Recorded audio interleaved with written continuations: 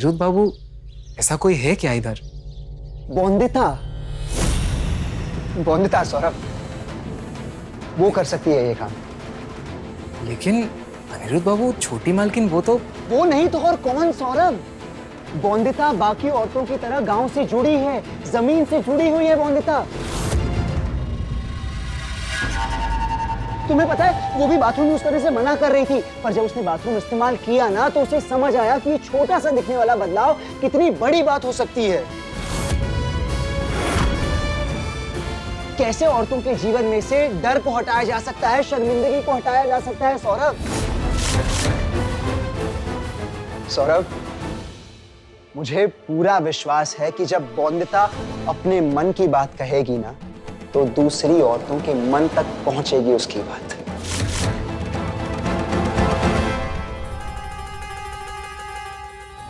इससे अच्छे से साफ करके मैं ही दूंगी बिरिस्ता बाबू को।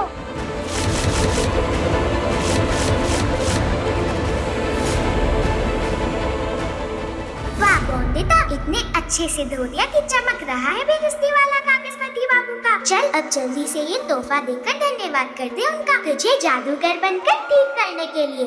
बॉन्दिता,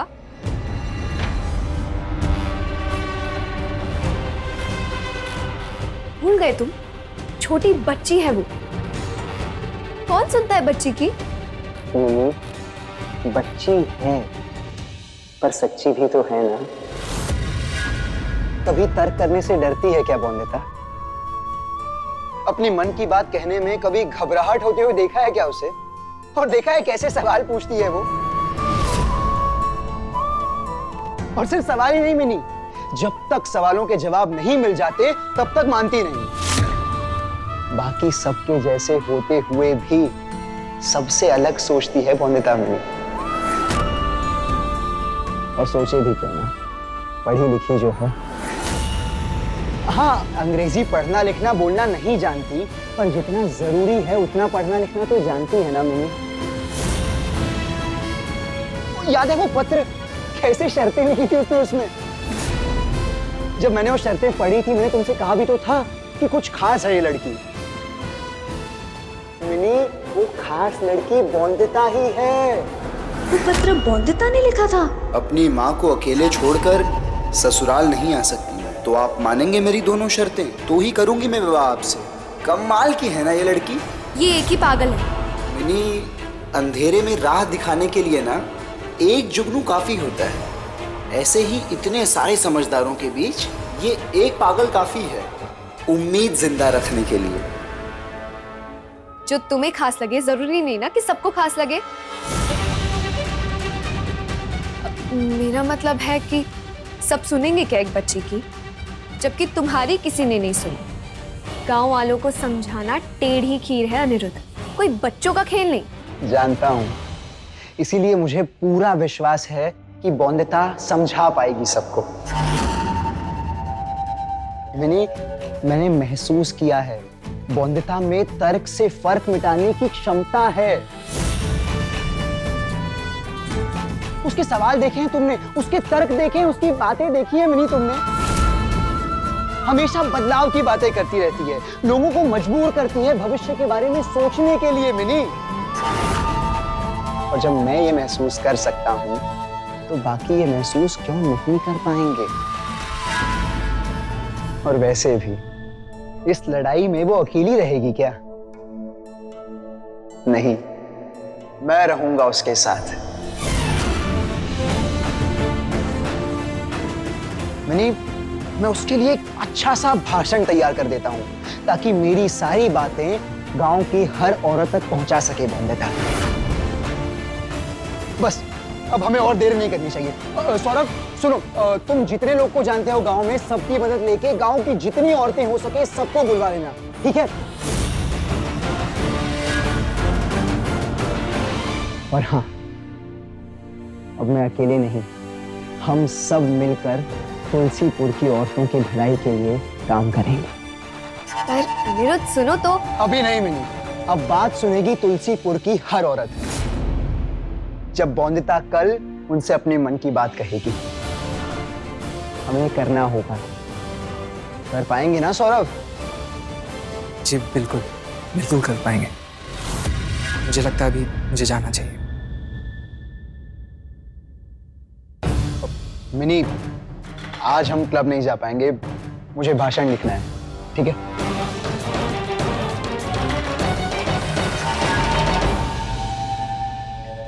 मैंने सिर्फ एक ही सपना देखा है अनिरुद्ध, तुम्हें पाना। तो चाहे इसलिए मुझे तुम्हारा सपना तोड़कर मेरा सपना पूरा करना पड़े तो मैं वो करूंगी।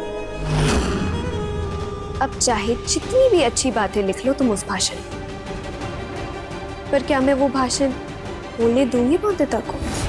मैं मेरी जगह लेने दूंगी क्या बौंदिता को? नहीं, कभी नहीं।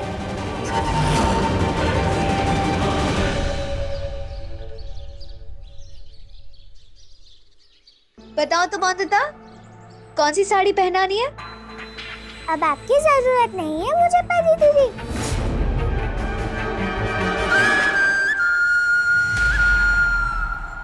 मेरा मतलब है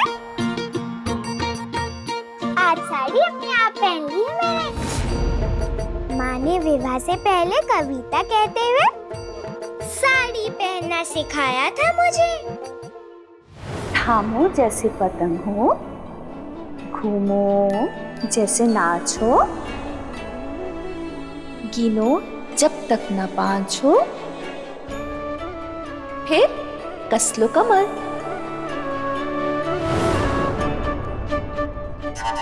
और फिर इतने दिनों से आप और कोयली दीदी मुझे साड़ी पहना रही थी, वो भी देख देख कर याद कर रही थी मैं। तो आज कविता गाते हुए और जैसा देखा था आपको वैसे याद करते हुए पहन ली मैंने साड़ी। बड़े होने के बाद भी दीदा ने लाख सिखाया, उसके बाद सीखी थी मैं साड़ी बांधना। पर ये इतनी सी है और इतनी जल्दी सीख आई। सच कहता है अनिरुद्ध, बहुत होशियार है ये।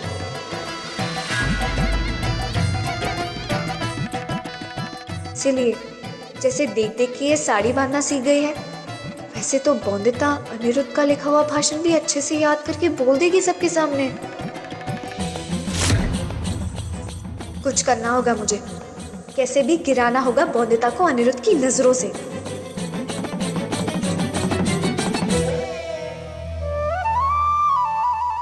परी दीदी,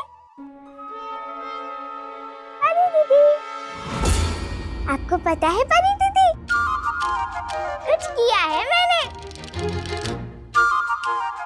इससे बहुत खुश हो जाएंगे बिरिस्ता बाबू मुझसे।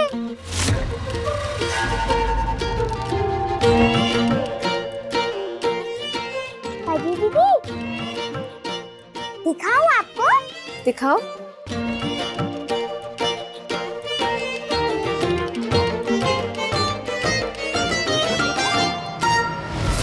याद है आपको ये कागज? बिरिस्ता बाबू का कागज खराब हो गया था मुझसे।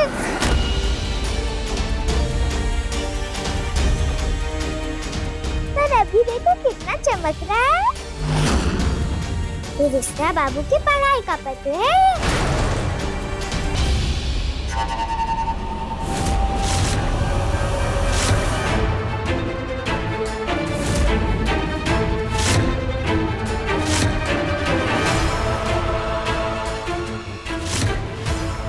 इस लड़की से तुमने शादी कर कर अपने जीवन का सबसे बड़ा सपना बैरिस्टर बनने का खत्म कर दिया।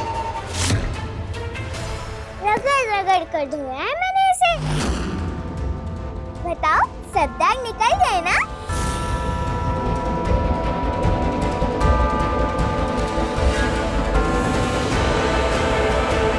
तुमने अनिरुद्ध की बैरिस्ट्री की डिग्री धो दी। डिग्री कौन धोता है? इतनी बेवकूफ हो क्या तुम?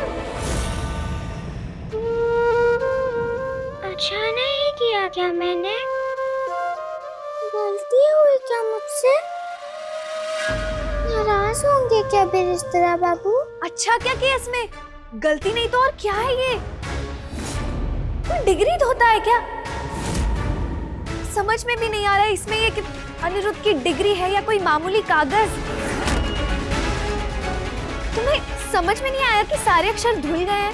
दिखा नहीं क्या लिखा है इस पे?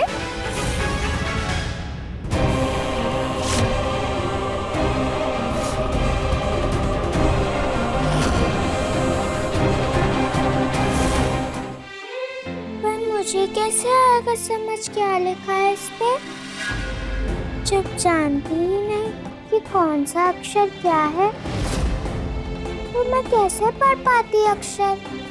क्यों, दिखता नहीं है तुम्हें? दिखता तो है पर पढ़ा नहीं जाता, क्योंकि पढ़ना नहीं आता ना मुझे। अनपढ़ हूँ मैं, अनपढ़ हूँ मैं, अनपढ़ हूँ मैं। अंग्रेजी पढ़ना लिखना बोलना नहीं जानती, पर जितना जरूरी है उतना पढ़ना लिखना तो जानती है ना मम्मी। याद है वो पत्र, कैसे शर्तें लिखी थी उसने उसमें?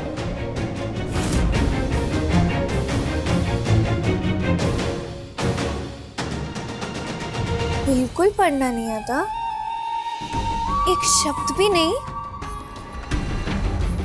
काला अक्षर भैंस बराबर है जिसके लिए, उसका मुकाबला मुझसे करने चला था अनिरुद्ध। समझ नहीं आ रहा कि बौंदिता पे हंसूं या रो अनिरुद्ध की किस्मत पर। तुम होशियार हो बौंदिता, पर मुझसे ज्यादा नहीं। अब देखो तुम्हारे पढ़े लिखे ना होने का फायदा कैसे उठाती हूँ मैं। फिर इस तरह बाबू अब गुस्सा होंगे मुझ पे। ये क्या कर दिया रे तूने बौंदिता?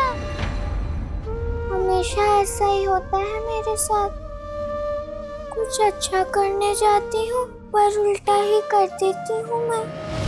परी दीदी, एक बात पूछूं? जब दो दो आंखें लड़की और लड़के दोनों को दी हैं भगवान ने, तो पढ़ने का अधिकार सिर्फ लड़कों को क्यों मिला, लड़कियों को क्यों नहीं? माँ कहती है ज्ञान की देवी सरस्वती माता को मानते हैं हम, तो लड़कियों को ही शिक्षा के ज्ञान से दूर क्यों रखते हैं? बहुरानी, अनिरुद्ध बाबू ने आपको जल्दी बुलाया है, कहा कुछ जरूरी काम है आपसे। हाँ, भेजती हूँ मैं उसे। थोड़ा जल्दी। हाँ। डरती क्यों हो बौंदिता? मैं हूं ना, भरोसा है ना कि मैं सब बिगाड़ संभाल लूंगी। कुछ अच्छा करना चाहती हो ना अनिरुद्ध के लिए, तो बस वो जो काम करने को कहे बिना किसी प्रश्न के चुपचाप कर लो। भले ही वो काम तुम्हें आए ना आए, बस मना मत करो। ना आए तो भी हाँ कहूँ? सही होगा क्या? तुम चाहती हो कि अनिरुद्ध नाराज हो जाए तुमसे, बैरिस्टर बाबू को बुरा लगे, ये सही है। ये कागज खराब हो गया है तो अनिरुद्ध को खुश करना भी तुम्हारी ही जिम्मेदारी हुई ना। तो बस उसने तुम्हारी परेशानी दूर की, तो उसके बदले में तुम उसका काम कर देना।